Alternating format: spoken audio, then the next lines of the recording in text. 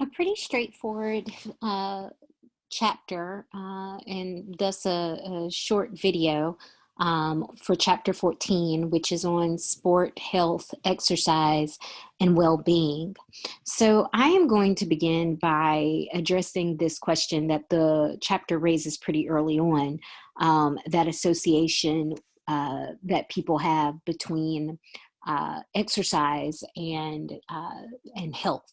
The idea that engaging in exercise is a sign of good health and will make you healthy. And your textbook notes that it is a widely accepted link. Um, and if you are focused solely on, your physical health benefits, there certainly is research that suggests pretty strong links between exercise and decline risk of cardiovascular disease, certain types of cancers, diabetes, osteoporosis, cognitive decline, as well as helping to prevent weight gain, particularly as you age.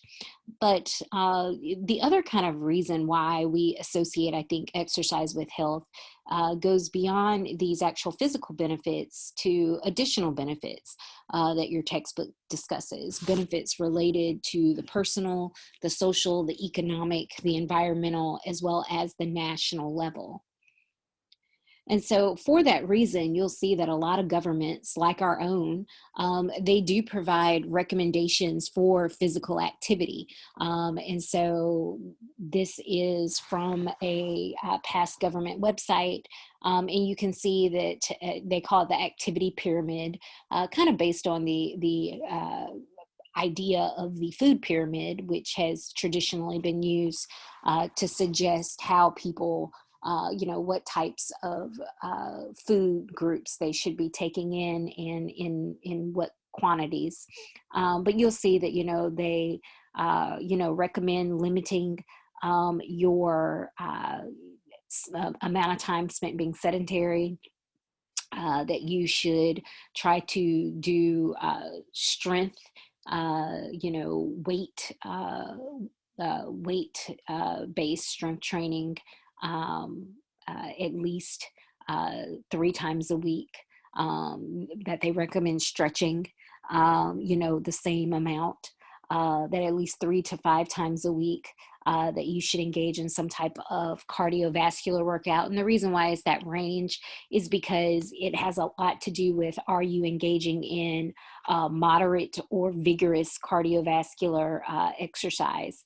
Because if it's more moderate, like walking, they suggest 5 days. If it's more vigorous, aerobic activity, like running, then they suggest that 3 days, and that every day you should try to do activities, just kind of related to, moving and being active.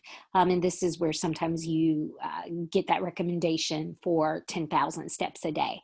So, your decision to be active, to engage in exercise, is a personal one, but because it does relate to those larger levels, the environment, the national level, you will see policies and recommendations that come from social institutions and larger entities related to this aspect of your life. So your textbook gets into, how do we define these concepts? And so it begins by discussing the fact that traditionally we have seen sports and exercise as activities that occur in your free time and being separate from work, unless of course you're a professional athlete. And that time outside of your work, we often define as leisure. And your textbook kind of pushes back against that idea that work and leisure are discrete and separate entities, and they point to the ways in which that, because of technology and social media, our work life has kind of trickled into our out of work lives. I, for one, am always getting student emails. They come straight to my phone, so I am answering them, technically, at times when I wouldn't define that as work time. And I'm sure I'm not the only one who has a job where, especially, your communication, demands for communication can occur outside of strict work hours. But even if that weren't the case, the point that's made on page 246, leisure is freedom from work only up to a point. The reason we need leisure is to recover from work, and people at leisure are recharging themselves for work. Therefore, leisure should be seen not as existing separately from work, but rather as an extension of work. So, that kind of definition of leisure um, uh, is not as distinct and separate from how we define our work lives. Instead, the suggestion in those sentences is that the two overlap and intertwine and have a much more convoluted relationship with one another.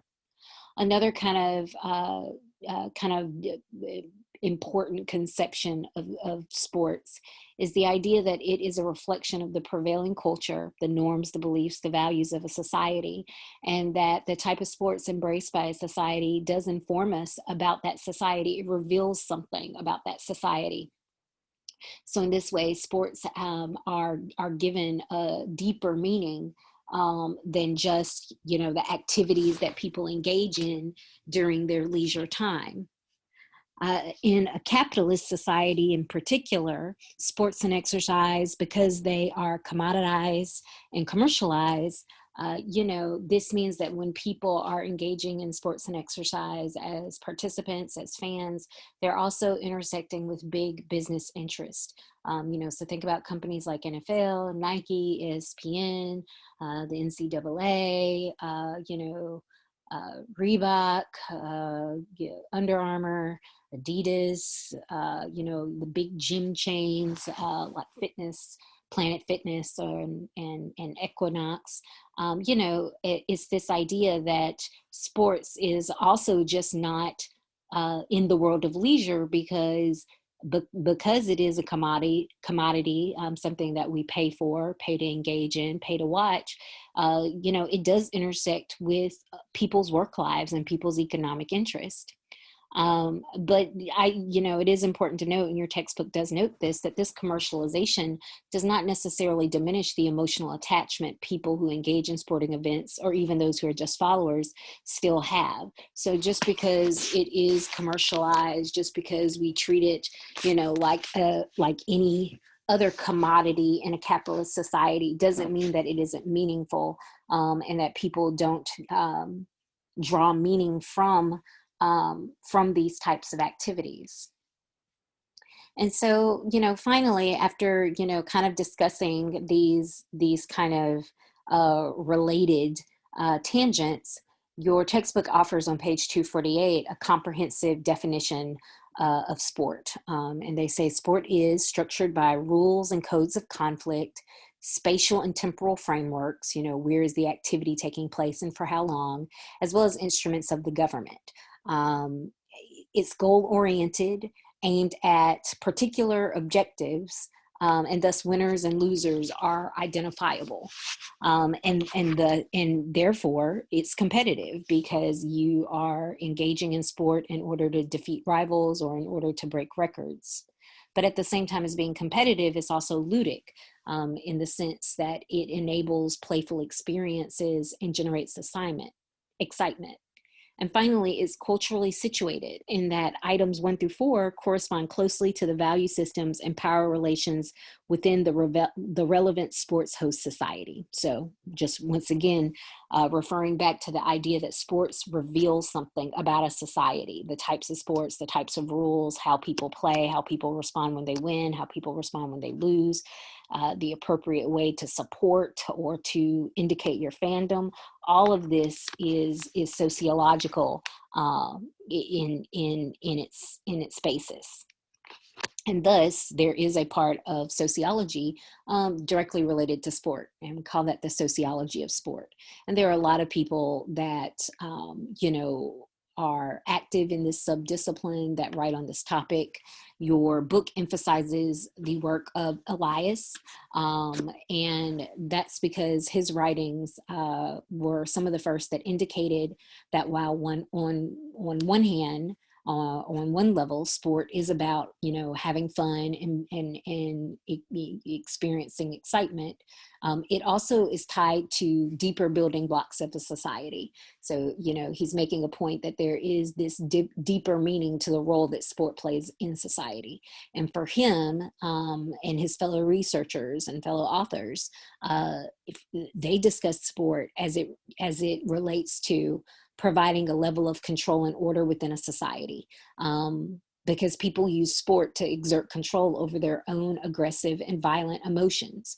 It allows people to kind of become less violent internally, or less violent in like unsanctioned aspects of their life, while still remaining violent externally. And they talk about that a similar type of critique can be provided to warfare, not just sport.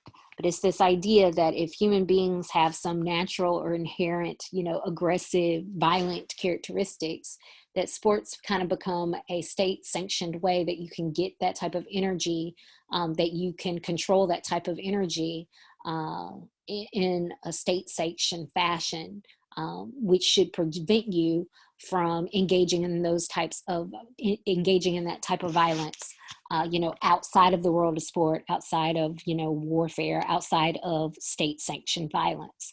And so he discusses this in relation to what he calls the civilizing process, which really is, and they go into it in greater depth. And I strongly encourage you to read that section closely. But really, this part is just about there has been this transition from unbounded violence to bounded violence. And this concept also relates back to the concept that we talked about previously of the civilized body, right? The expectation that what makes humans humans is our ability to control our body, to control our responses, our emotional responses, our bodily functions. And so we've talked about this in regards to bodily functions when we were talking about the civilized body. Now, if we're thinking about it in terms of like our emotional responses, our aggressive, behavior, our desire for violence, Elias is highlighting the role that sport plays in helping us exert this type of control. And then related to this is the fact that, as we have increased the control over our violent tendencies, the sports that we engage in have also undergone a transition, because they have become less overtly violent. And you can think about, how even our full contact sports like football and hockey, how rules have been put in place, protective gear has been required, in order to lessen the violence and to lessen, certain types of bodily harm and health risk. And then some of the historic examples that they give of what used to be considered sport are even more overtly violent than our so-called, violent sports today. And then you get to the part where the textbook kind of talks about, do we freely choose to become involved in sport, and exercise? Because your textbook notes that there is this assumption that people have agency and free will to engage in sport and exercise. And you certainly do have agency and free will, but like everything in sociology, I think the important point to emphasize is that agency and free will isn't without limits, constraints, and structural barriers that come from kind of larger societal processes that you have less control over. So you might want to participate in a sport, but you might find there are some barriers to your participation. And so in that way, your choices wind up being to a certain extent constrained. And so the example that your textbook provides before going into deeper discussion about, the roles of social class and gender and race and ethnicity is talking about cycling. In particular, they're talking about cycling like in a busy city like London. But like if you've ever have visited San Francisco, which has a huge cycling culture as well, then this should still resonate for you.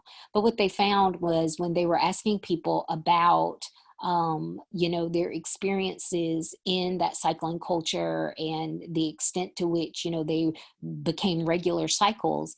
It was less about their desire to be healthy, and what seemed to be a larger factor was their access to resources, and then becoming a proficient enough cycler to cycle in a place like London. Because if you're cycling in a busy city, of course, you have to have a certain amount of courage and aggressiveness and comfortability, with other cyclists being very close to you, cars being very close to you. You have to feel a certain amount of confidence that you have control over your cycle, because otherwise it could be dangerous.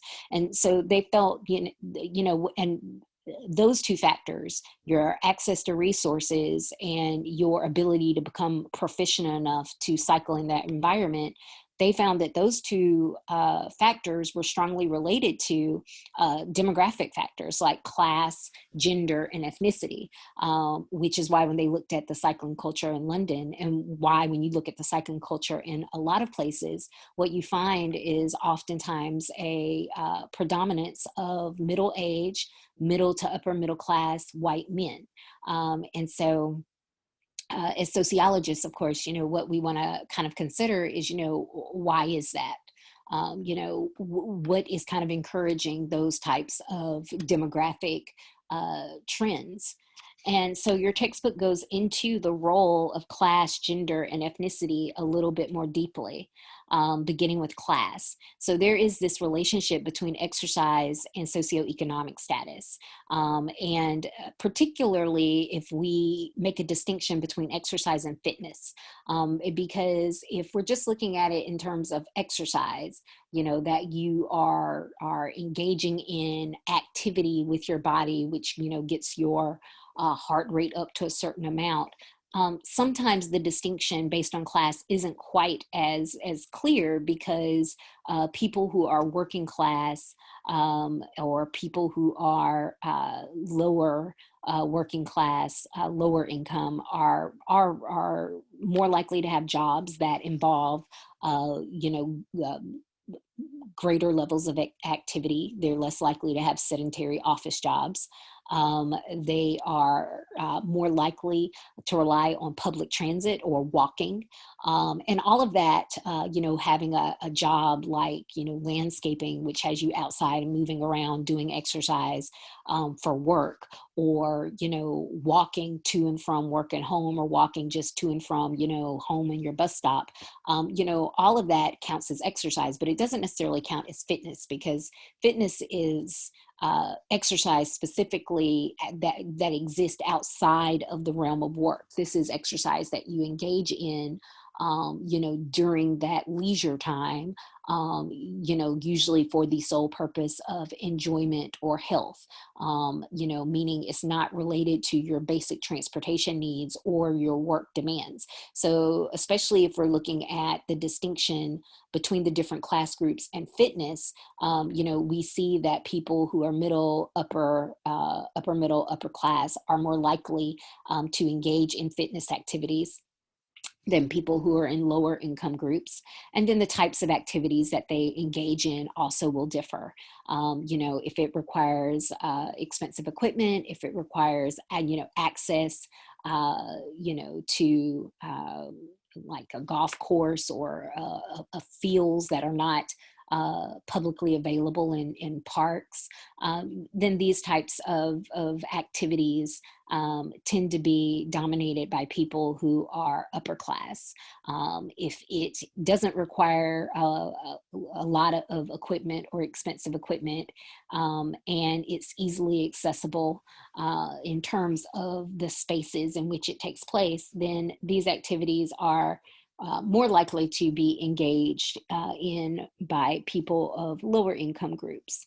Although oftentimes, because people of lower income groups just have less leisure time and less access to spaces in which to engage in leisure activities, the rates of fitness participation do differ between the groups. Your book posits a very interesting theory about how, for working classes, lower classes, sport has been used as a method of social control. And and they talk about, looking at kind of like when and how they schedule games for people to watch, or recreational leagues for people to participate in. And then they talk about, for upper classes, it's less of a form of social control, but seen more as a form of moral and physical discipline. And of course, this relates back to what was discussed in the chapter when we were talking about the sculptured body, right? The stigma that is associated with being overweight, as well as compared to the more positive connotations people have when have the ideal body, or at least are perceived as working towards having the ideal body. And so because that type of thing tends to be more important and more relevant for people of the upper classes, this explains their larger commitment to engaging in fitness activities. When discussing this theory, it's worth noting that your book offers a really extended discussion of football, soccer, in the UK. And I'm not going to hold you responsible for that, but certainly if you are a soccer fan and you find this idea interesting, you definitely should read the examples that they are pulling from when making their argument. One kind of sociological concept that's used to explain this class distinction is the role of habitus. And habitus is a concept that was created by a French sociologist by the name of Bourdieu. And he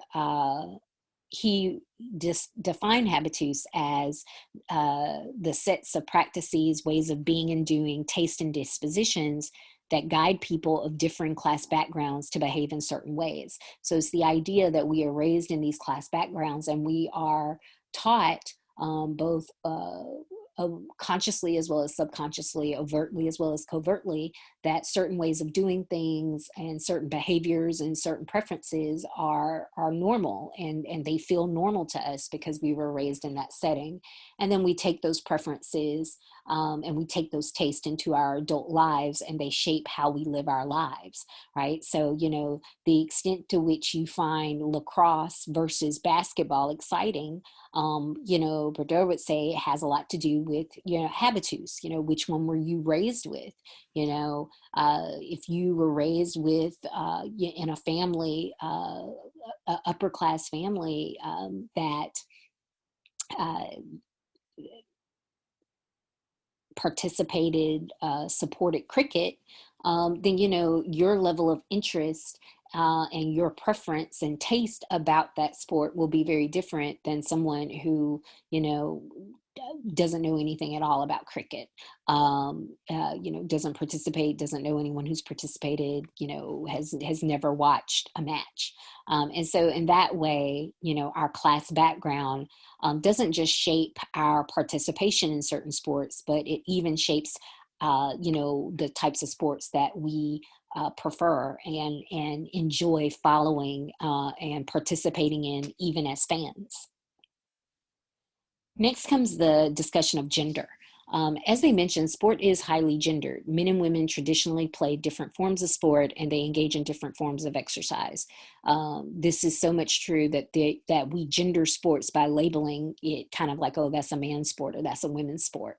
And some sports don't even, while some sports, of course, have men and women both competing in them, although rarely against one another. There are some sports where, there isn't even necessarily a male or female version of that particular sport. Think about something like football and synchronized swimming. Those tend to be sports that are wholly, sex specific. And so while the authors note that there are some physiological differences between men and women that might contribute to some of these differences, these different, sport preferences, sport participation between men and women, they say that that's really not it. Yes, on average, men are taller, men are more muscular, but there are plenty of men who are not tall. There are plenty of men who are not muscular. There are plenty of women who are taller than the average man. And there are plenty of women who are muscular or have the capacity to at least increase their musculature. So if it's not physiology, what is it? And this is where the role of culture, the role of sociology seems to be the more dominant factor. Once again, we are raised, we're taught, we are socialized with gender expectations, gender norms, gender stereotypes relevant to our given culture and society. And so for men, sports has traditionally been an arena for the performance of hegemonic masculinity. To be a hegemonic, man, part of that comes along with being strong, being aggressive, and being athletic. And your book talks about, all the ways in which this kind of plays out in the roles of, the average man's life, the expectation that they're going to participate in sports when they're younger, and then the expectation that whether they participate in them or not, as they get older, the idea that they're supposed to follow them, that they're supposed to be fans, because to be a man is to be a sports fan, a fan of some sport. And of course, some sports uphold that hegemonic masculine ideal more so than others, particularly your full contact sports, because they are known for being, rough and tough and requiring strength. And these are qualities that we associate with the hegemonic masculine ideal. Going along with this idea that, sports are manly, another kind of, what it means to be a man is for a lot of people relates to sexuality. And the idea that someone can be, an athlete, particularly an athlete in those sports closely aligned with the hegemonic masculine ideal. The idea that someone could be a professional athlete in those sports but not be heterosexual is an idea that a lot of people struggle with. Although, of course, statistically speaking, we know that there are going to be professional athletes in these sports who are gay or bisexual. But perhaps that stereotype that gay men are effeminate and professional athletes are decidedly masculine, perhaps that stereotype and the fear of bias is part of what prevents there from being openly gay professional male athletes in a lot of sports like soccer, football, and basketball. And to the extent, at least in America, where you have people who have been openly out, men who have been openly out, people like, Michael Sam, their careers in the sport aren't very successful and don't last very long. Another way in which this relationship between sport and masculinity plays out is the willingness of male athletes to endure high levels of injury and pain, to put themselves in health risk for short-term and long-term injury, because to worry about pain, to worry about injury, to voice these types of concerns is once again seen as being insufficiently masculine.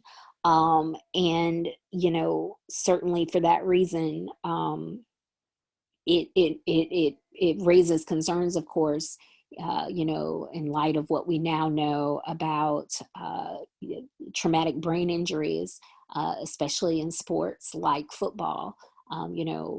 Part of what probably prevented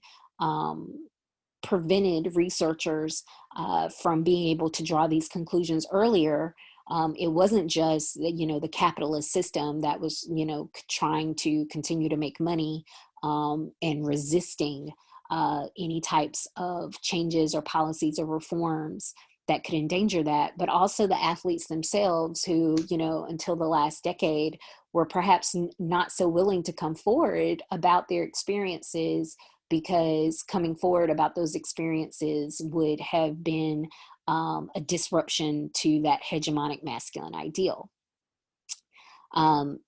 Another kind of important note that comes out of this section is that it's not just that sport gives rise to differences in, the types of sports and exercise that men and women engage in, but also it gives rise to differences in the bodily shape and structure between men and women. men are taught to use sport, to use exercise to build this bigger, more dominant, more muscular body. And women are taught that their bodies are frail.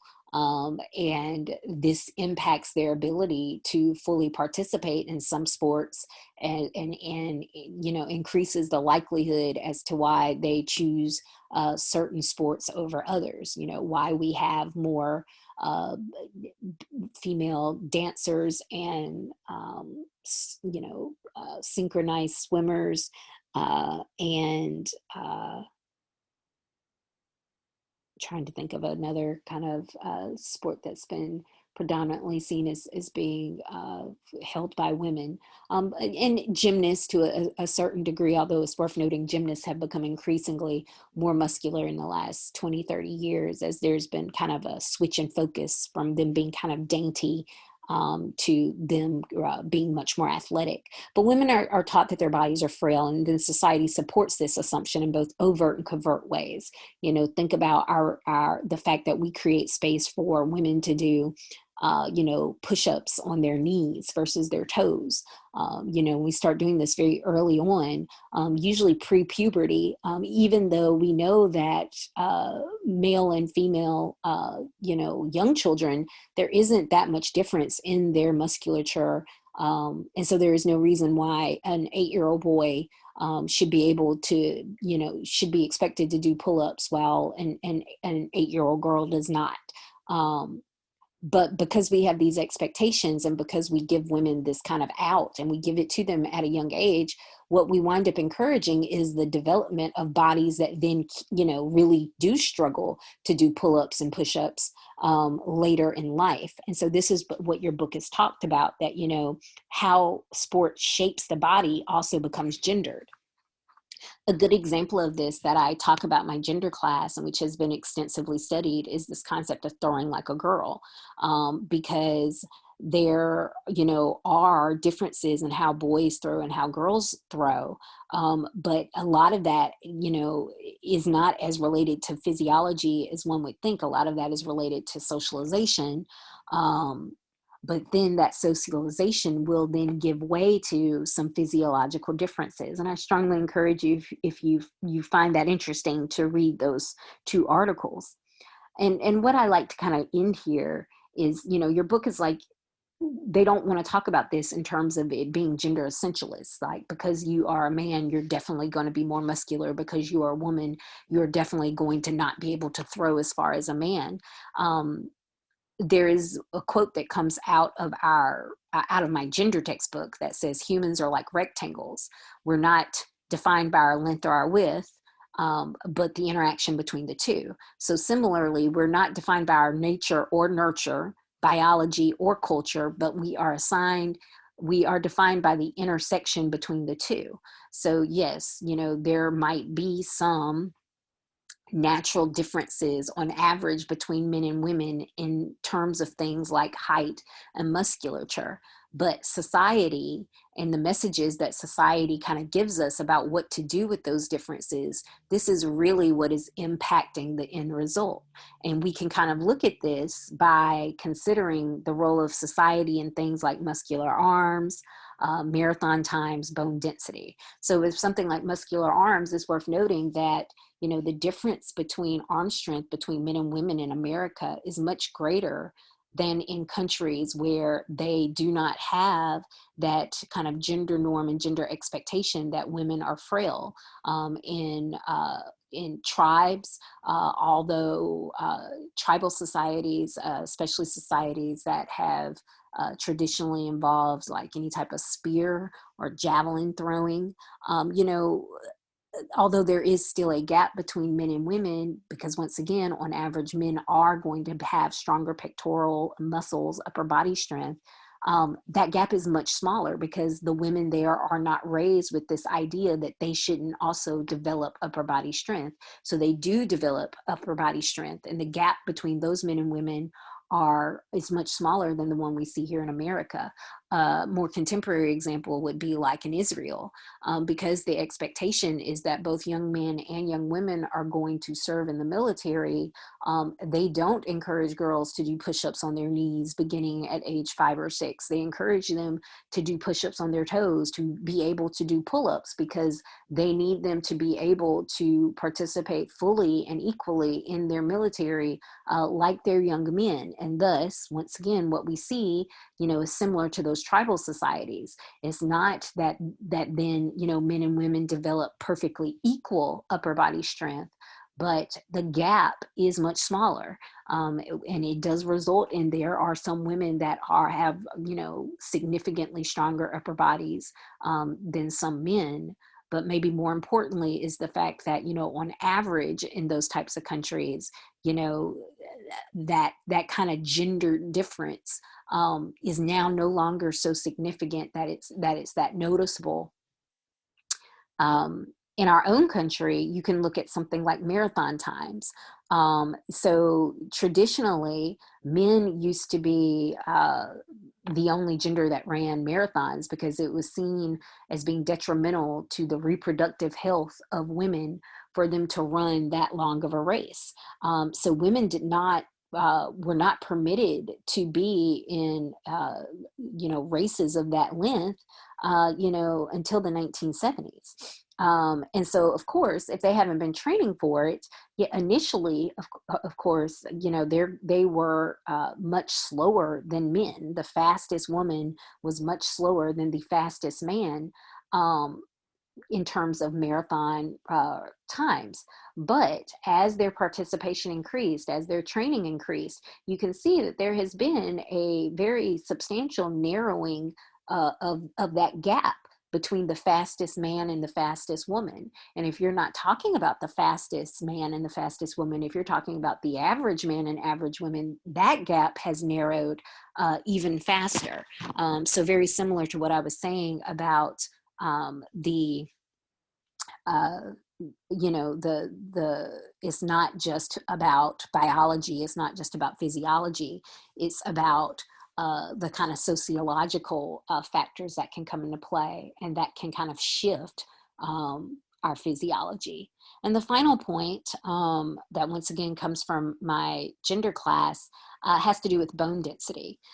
Generally speaking, men have greater bone density than women because they have done, more activities and traditionally worked the types of jobs that involved manual labor.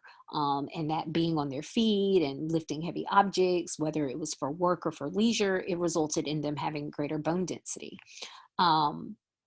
And women are less likely to do those things in work and leisure, which resulted in them having less bone density. But the reason why we know that it's not just their maleness or their femaleness that's contributing to the bone density, but instead what they're doing with those bodies is because specifically for Orthodox Jewish men, particularly the young men who are societally encouraged and pressured to spend the bulk of their time indoors studying, they have extremely low bone density.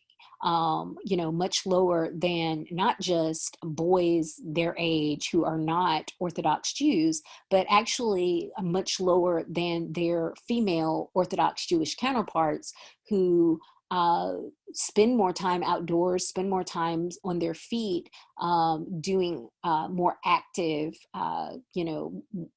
engaging in greater activity because they don't have that same type of societal expectation to be sedentary, to be spending the bulk of their day studying. So all of this is just saying that, there is this gendered aspect to sport. There's this gender aspect in terms of the sports that men and women engage in, but there's also this gendered aspect in how the messages that society has about, who should engage in sport and the type of body that people should be seeking to achieve through sport. And that also kind of loops back to previous discussions in regards to the sculptured body.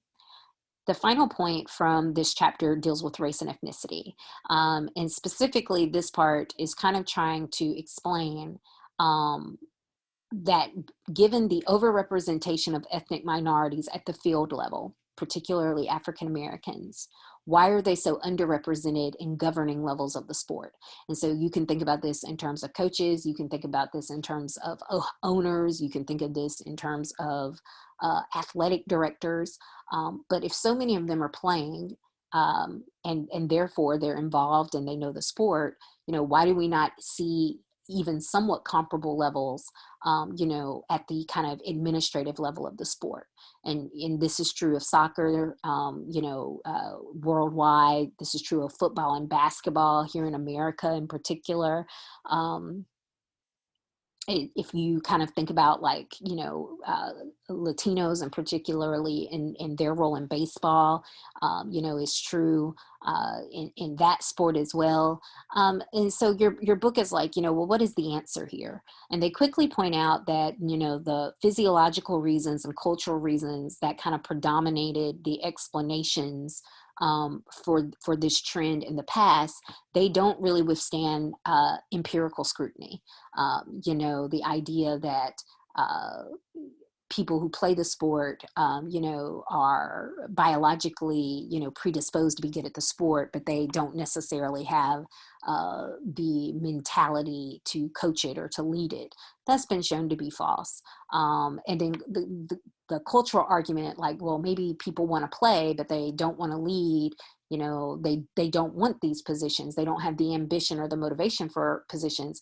When looking at applications to programs and applications to jobs, once again, that doesn't seem to be true. And so that really just leaves the role of racism and institutional discrimination as the leading factors. And this is a kind of a current kind of topic in the sociology of sport, one that kind of predominates certain aspects of this subfield, is, what role does racism kind of play in the structure of sports at the collegiate as well as the professional level?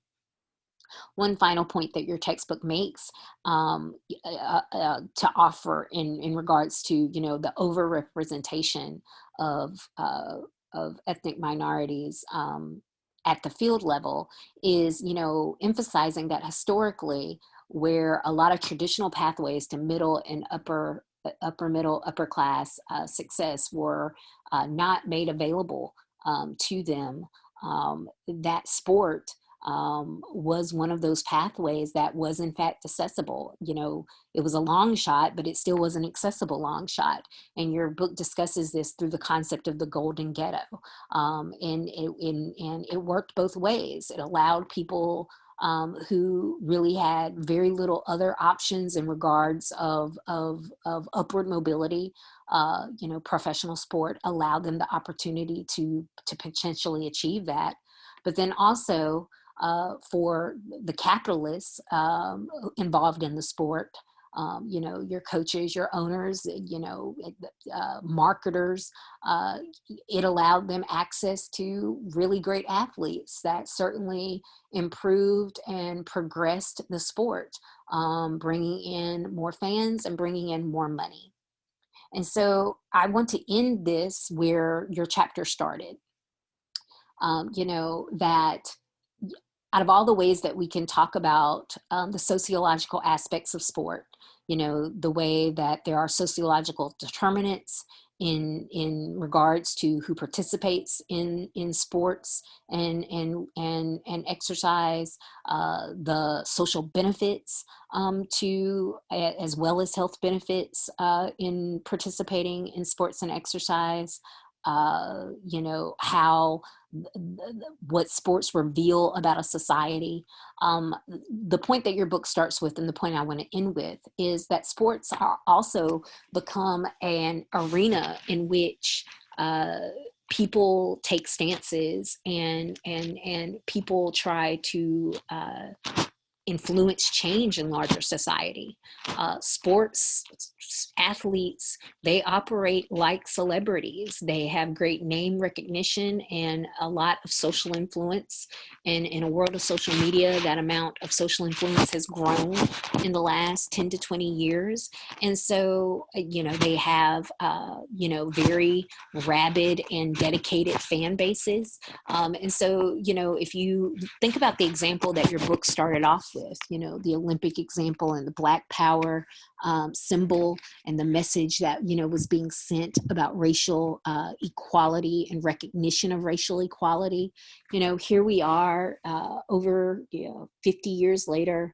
And whether you're talking about the I Can't Breathe shirts worn by NBA players, the taking the knee during the national anthem that was popularized by Colin Kaepernick, Michael Sam's kiss when when drafted by the NFL, making him the first openly gay football player to be drafted. The female soccer teams, very long, very arduous, very public fight for equal pay.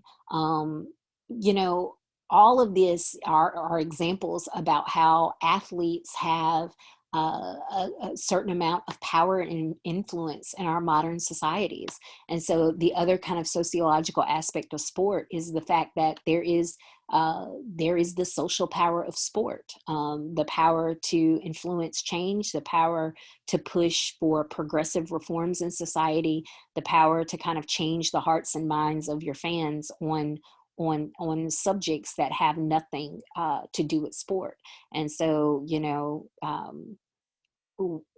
as much as some people, would like for athletes to shut up and play, I think it's worth noting that we have moved very far beyond that in the last 5 decades, 6 decades. And it is highly unlikely as social media and other types of media options become increasingly accessible and available, that we will see a trend where sports become less politicized and less political, as opposed to what we are currently seeing, which is an increased politicization of sports. Once again, just kind of complicating that whole perfect work-leisure divide. And so that is it for this chapter.